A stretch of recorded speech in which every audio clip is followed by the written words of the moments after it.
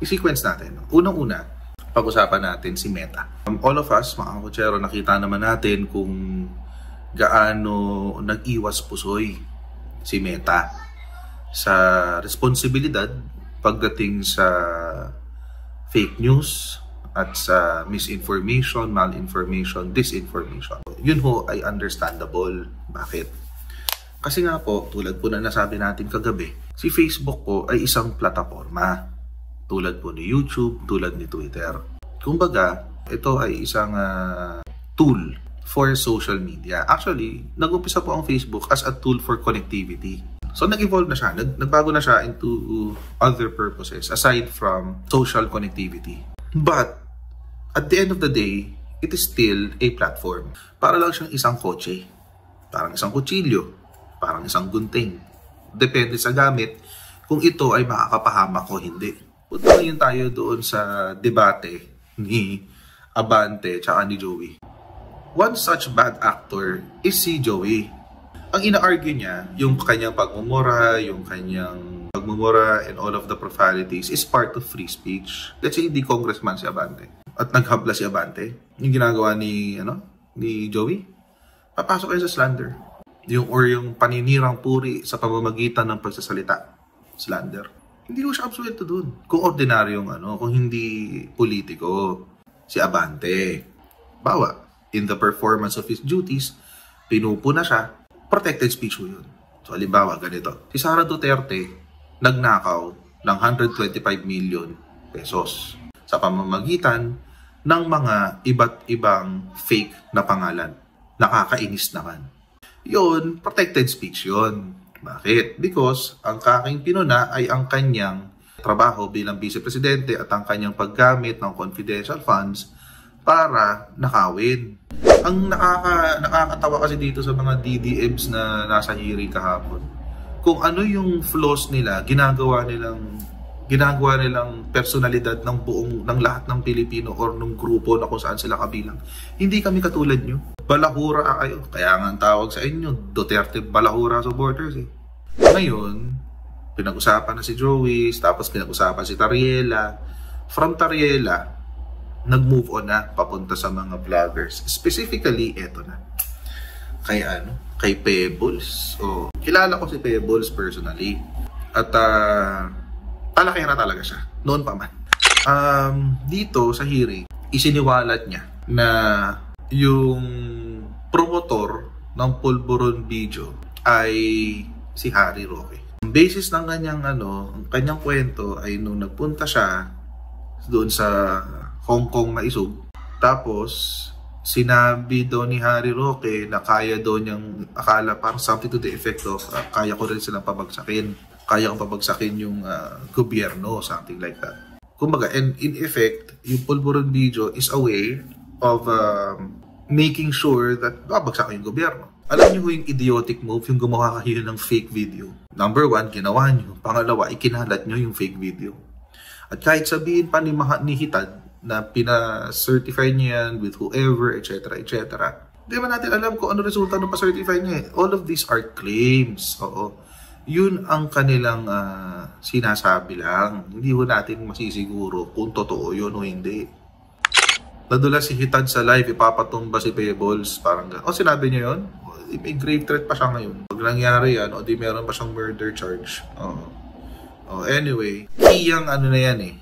Yung ebidensya na yan eh. Alam niyo kung bakit? Kasi, yung Pulburon video na yan, sinabi ho yan ni Harry Roque. Isa yan sa mga ebidensyang isunumiti niya nung siya ay nag-apply for asylum. Ang sabi niya, isunumiti daw niya itong dokumento na to sa Netherlands para patunay na siya ay pino-persecute ng Marcos administration. Bakit? Kasi siya daw yung nag-expose na nagda-drugs ang presidente.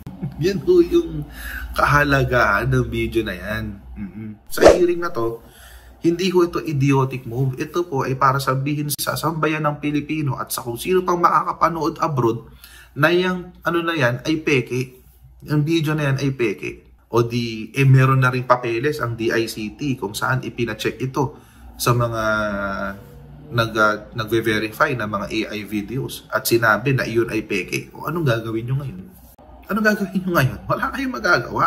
So ngayon, 50-50 na. Kapag nakarating itong hearing na ito sa Netherlands at kung saan nag-a-apply ng asylum, itong si Harry Roque, baka mapornada yung kanyang asylum. Dahil gawa-gawa lang yung kanyang video. Oo, ganun. Kaya para kay Harry Roque, mahalaga yung kailangan na magsalita siya dyan sa pulburon video na yan. Tapos, ito pang nakakatawa. React ng react si Marlo ka. O, sabi niya, ito, yan. Siya ng react. Silid sa akin to eh. Sabi, pagkakataon mo na, durugin si Bangag sa pulburon video. Sabihin mo na rin na pinagbintangan ka ni Aimee na ikaw ay inuutusan ni Lisa Tanas na bumili ng pulburon para kay Marcos Bangag Jr. Okay, ito ang kwento niya na to, mga kakonsyero. Alala nyo yung unang-unang episode ng Big Five, sinabi ni Mike Cervera na kami nagkita-kita nila Ellie, nila Maharlika, nila Sangkay, si Mike Cervera sa isang restaurant sa Ortigas at nagkwentuhan kami. Ito na ho yung sinasabi nila sa amin. Ito na ho yun. Kung ano itong sinulat na ito ni Maharlika, ito na yung sinasabi niya sa amin noon pa man. Ito na yun. Na si Bongbong Marcos ay addict at si Pebbles daw ang bumibili ng drugs para kay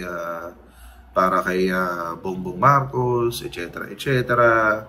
O yan. Ito po yung kinukwento niya na yun. At dito, kinukumbinsin na niya kami na bumaliktad kay Bongbong Marcos. Pero hindi kami bumaliktad. Noong nangyari yun, kinukumbinsi kami na lumipat kay Duterte kasi within 2 years, pababagsakin namin ang administrasyon.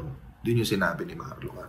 Tapos, a few months later, ito kaka-elect na kay presidente niyan.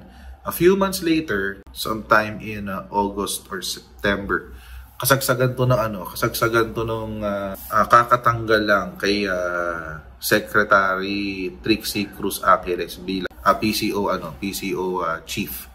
Nagkita-kita kami, si Mike, si Sangkay, ako, si Ellie, yung boyfriend niya, tsaka isa pang DDS vlogger. Very prominent DDS vlogger. Kinukumbinsi rin niya kami na sumapi sa kanila. At ang sinabi niya sa amin, maghintay lang tayo ng 2 taon. Pababagsakin natin ang Marcos administration. Is it a coincidence? Na yun ang direction, yun ang sinabi ni Hitad at yun din ang sinabi nitong isa pang prominent DDS vlogger. Pwede akong pasinungalingan dito ni Sangkay at saka ni Mike Cervera kung nagsisinungaling ako. Then naggulat na lang ako, ito na nga si Ellie tsaka si Pebbles, bumibira na sila sa Marcos administration. In fact, naalala ko, nung nag-umpisa akong gumawa ng shorts tungkol sa mga achievements ni PBBM, nagtataka daw sila Pebbles at saka si Maharlika, si Hitad. Bakit daw bigla akong nagpupure sa Marcos?